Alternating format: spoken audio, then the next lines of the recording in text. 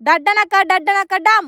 ఇన్నోళ్ళు ఎవలో ఇననోళ్ళు ఎవలో ఊర్లల్లుండే ప్రజానికానికి తెలియజేసేది ఏంటిదంటే ఇంకో 2-3 రోజులలో సర్పంచ్ ఎన్నికలకు నోటిఫికేషన్ రాబోతున్నదట. ఓ అవును, పంచాయతీ ఎన్నికల పంచాది తెంపేయాలి. ఇంకా ఆలస్యం చేస్తే తెగేదాకా లాగినట్టే అవుతుందని తెలంగాణ సర్కార్ నిర్ణయం చేసినట్టున్నది. కులగణన, బీసీ రిజర్వేషన్లు, కోర్టు కేసులు అన్నీ చూస్తే ఒంట పెరుగుకు నక్కాశపడ్డట్టే అవుతుందని నికురమైన నిర్ణయానికి వచ్చినట్టున్నది. ఇప్పటి వరకైతే పాత రిజర్వేషన్ ప్రకారమే ఎన్నికలు జరపబోతున్నారట. అంటే సుప్రీంకోర్టు చెప్పిన ప్రకారం 50% రిజర్వేషన్లు దాటకుండా ఎస్సీ, ఎస్టీ, బీసీ మహిళలకు ఇదివరకు ఇచ్చినట్టే రిజర్వేషన్లు కేటాయించి నోటిఫికేషన్ ఇస్తారట. అయితే ఏ స్థానం ఎవరికి రిజర్వ్ అవుతాయి అనేది మాత్రం తెలంగాణ పల్లెలలో పబ్లిక్ను సతమతం చేస్తున్నది. ఎంతోమంది ఆశలు పెట్టుకొని ఉన్నారు సర్పంచ్ పదవి మీద. ఎన్ని కష్టాలు పడైనా ఎన్నికలలో నిలబడి గెలిచి పెత్తనం చేయాలని కలలు కానేటోళ్ళు ఇంకెప్పుడు అన్నట్టు ఎదురు చూస్తున్నారు. వార్డు రిజర్వేషన్లను ఎంపీడీఓలు, సర్పంచ్ రిజర్వేషన్లను ఆర్డీఓలు ఖరారు చేస్తే సర్కార్ విడుదల చేస్తుందట. మొన్న వేసిన కులగణన లెక్కల ప్రకారం వార్డు రిజర్వేషన్లు, బీసీ రిజర్వేషన్లు, కులగణన ప్రకారం సర్పంచ్ రిజర్వేషన్లు, ఎస్సీ, ఎస్టీ రిజర్వేషన్లు 2011 జనాభా లెక్కల ప్రకారం అమలు చేస్తారట. అట్లెందుకు చేస్తున్నారు? ఏదో ఒక లెక్కల ప్రకారం ఇస్తే సరిపోతుంది కదా అంటే ఎక్కువ మంది బీసీలకు న్యాయం చేయడం కోసం.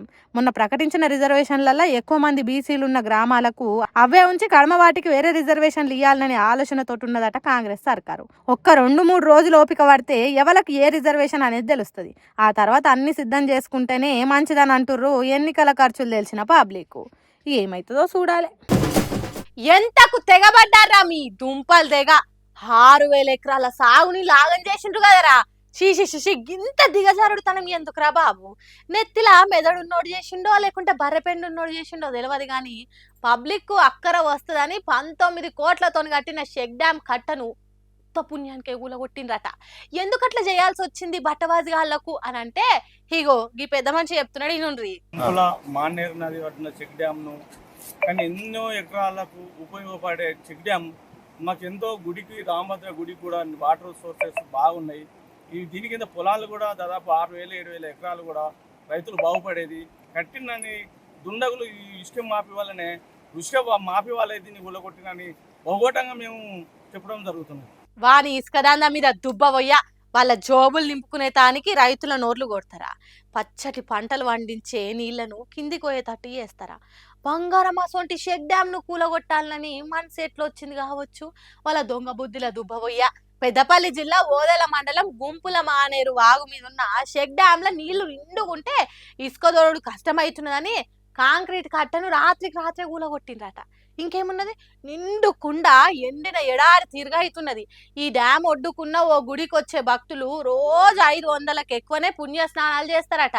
ఈ డ్యామ్ కట్ట ఊలగొట్టుడుతోని అటు రైతులు ఇటు భక్తులు ఇట్లా చేసినోని శీర్షింత గట్టాలే అనే కోపంతో ఉన్నారట. ఏమ్రా వారి, ఇసుక కోసం పంటలను నాశనం చేస్తారా? పైసల కోసం ఎంతకైనా తగ్గిస్తారా?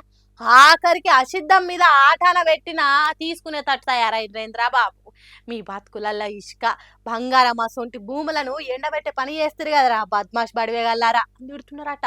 ఈ డ్యామ్ నీళ్లతోని పంటలు పండించుకునే రైతన్నలు ఓసార్లు పోలీస్ సార్లు జరా ఫాల్తుగాలు ఎవరో దొరకబట్టి పాయింట్లు వలిగేటట్టు ట్రీట్మెంట్ ఇయ్యండ్రి అని కోరుతున్నారట. మరి పోలీసులు ఏం చేస్తారో ఏమో పోన్రే.